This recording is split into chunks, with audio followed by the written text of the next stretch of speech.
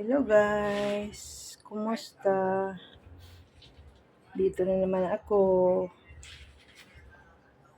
Lulutuin ko ngayon ay ginataang gulay. Ito ang last na piga ng gata. Pinakuluan ko.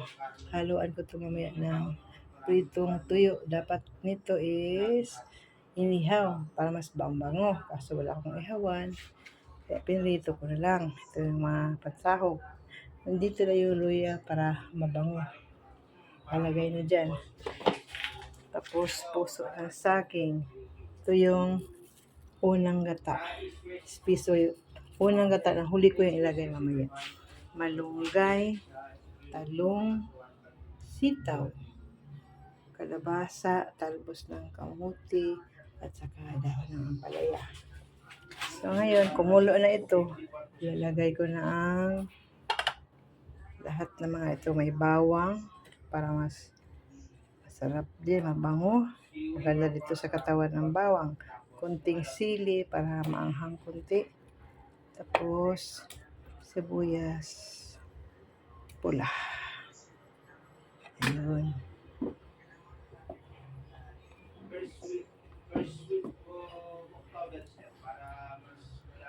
Lagyan ko na siya ng asin. Timplahan ko na ha.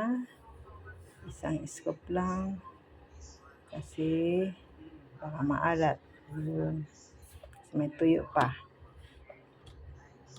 Lagyan ng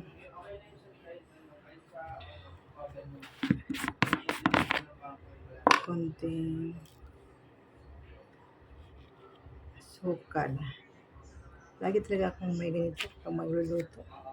Pang balance kasi itong asukal eh. Tapos lagyan ng paminta. Paminta.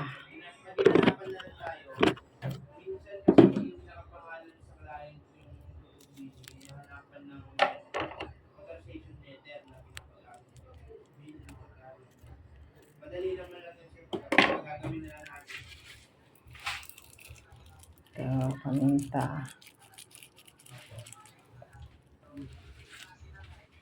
Tapos ngayon, ang una kong ilagay ay, Bisaya talaga no? Itong sitaw. Sitaw, kalabasa. Walang mantikang halo ha. Tapos, isabay ko na rin ang puso ng saging. Ayun.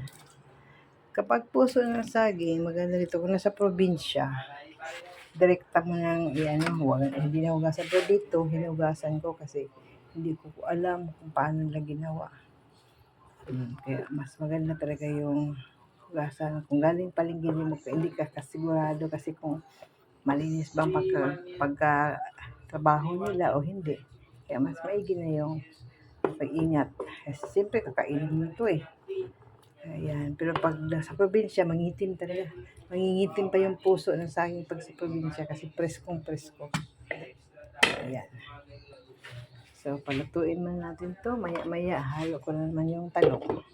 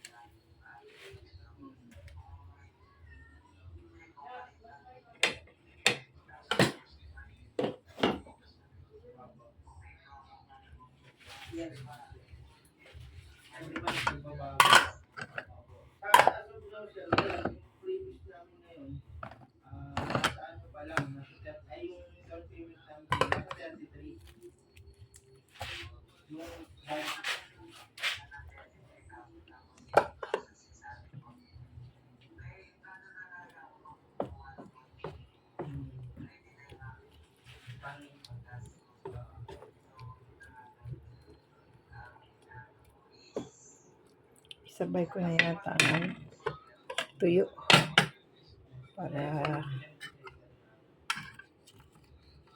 Sarap.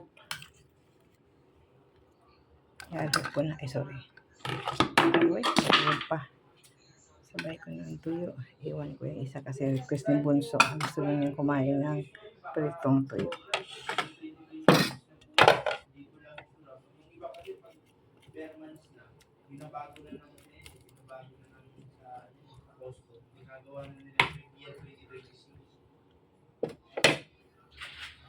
Baka yung ORCR natin, yung year 2026 natin. Kaya,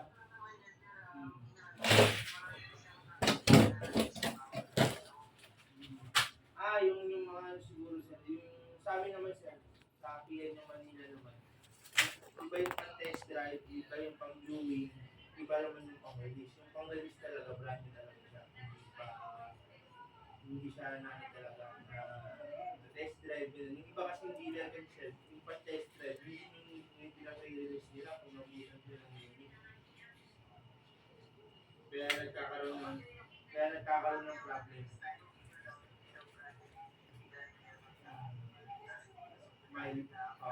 Mileage. Mileage na.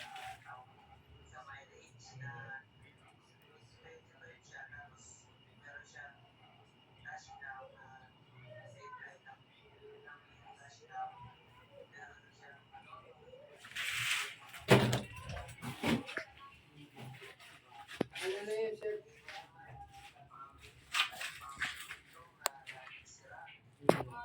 Ano yung talaga yun, sir? Ano ba yung ibang dealer kasi, hindi na maiwanan. Kasi pag walang yun, nire-release nila kahit test drive na. Usually, bawal naman talaga yun, sir. Kaya nagkakaroon ng mga liaison dahil sa dealer na lang din, hindi dahil sa iyo.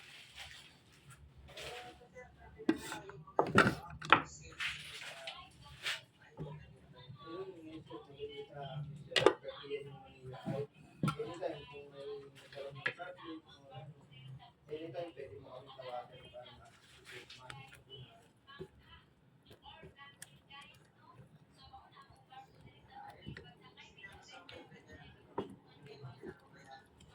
Ihabol ko na ang talong. Ilagay ko na. Kasi minsan matagal din itong maluto.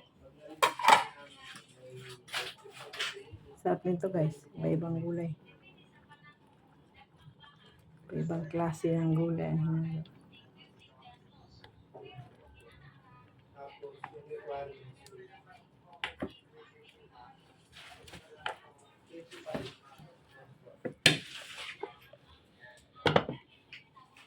Tapos ano yung address mo sir, Metro Manila lang ba?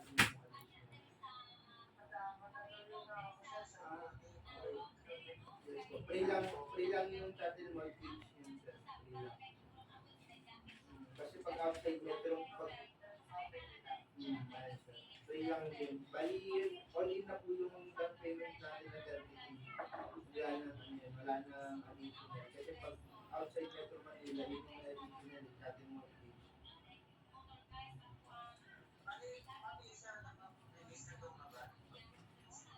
Kasi pupunta ako dun sa possibility, pwede ako pumapunta.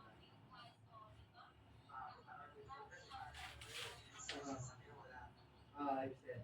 Andun ako sir, pupunta ako. Pupunta ako pag pero ano naman yun sir, iano ko naman, sa trading lang kasi ako. Pero sa katin ko naman na ipapasa.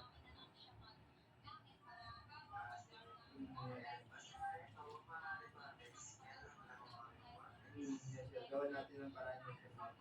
Basta first week of October, papalap kita para mag-process sa natin.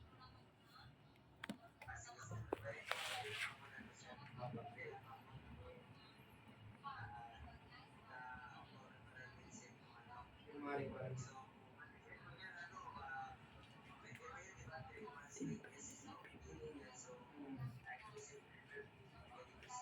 Yes po. Yes po. Pasok naman yun sir.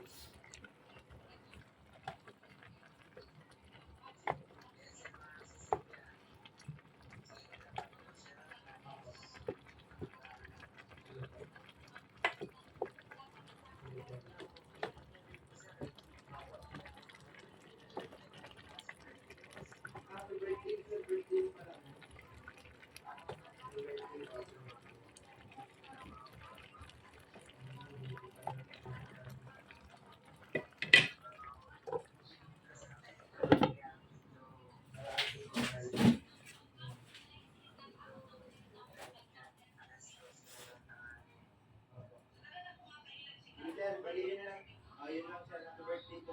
Yun lang po. Opo, sige po.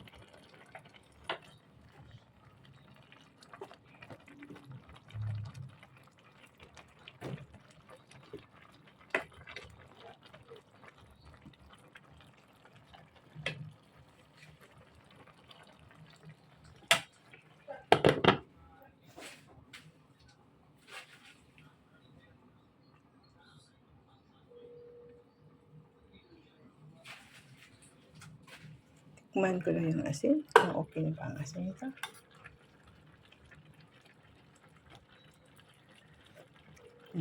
Yes.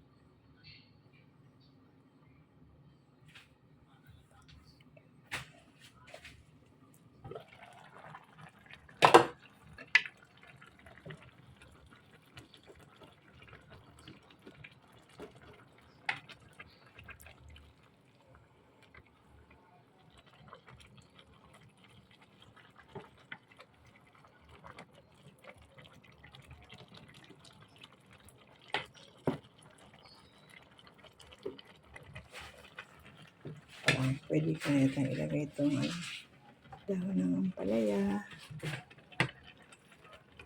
Ayan. Tapos, talbos ng kamuti. Ayan. Mga green leafy.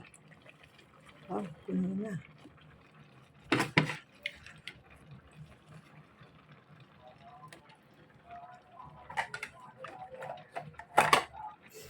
Ang huli na yung malunggay.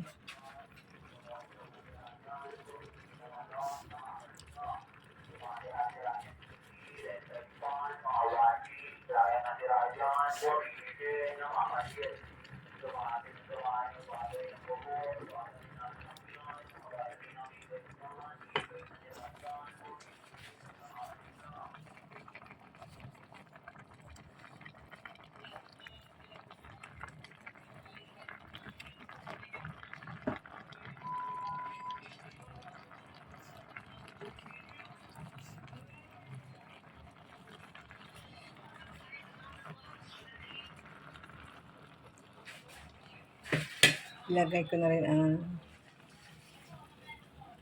panghuling gata. Salin ko nga dito, baka matapon. Sayang.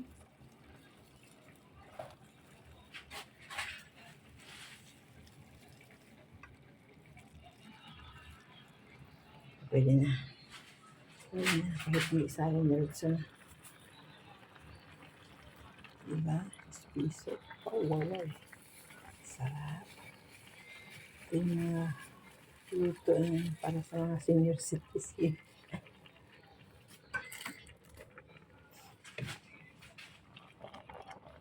Mga gulay.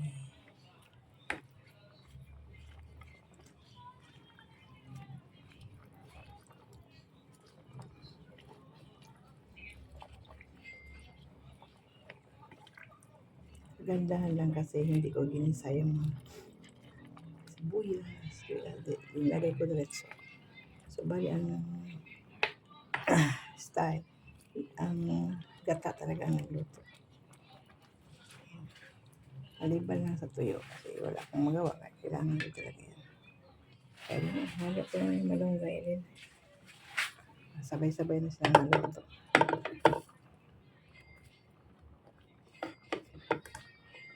Kasi parang alas 12 na yata.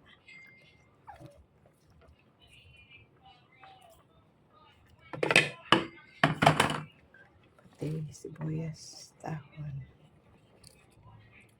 Ayan. Okay na lahat. Dito na. So, mga 2, 3 kulo. Ayos na. At parang talong. Okra lang hindi ko ilagay kasi ayaw ni Bunso ng okra. May ibang gulay kakain niya pa liban sa okra. Yun pa naman ang maganda sa amin. Kaya parami na pag magluto kung may okra, tinitiis namin.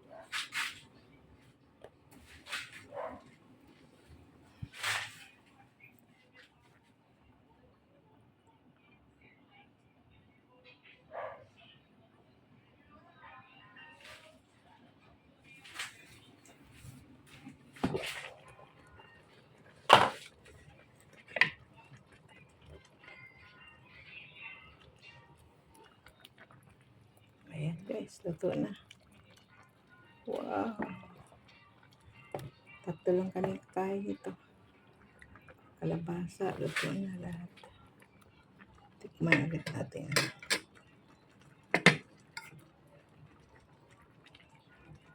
Ayan, talong. Kalabasa. Ayan.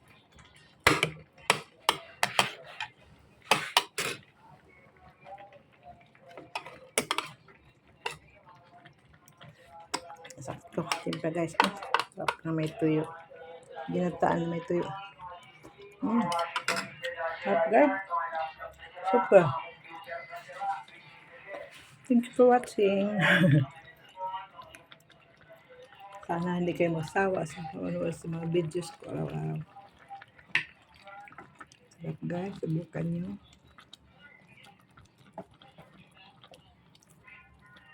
Sa probinsya, dali lang to kasi maraming mga ano doon, mas mura lang. May sarili pang niyugan.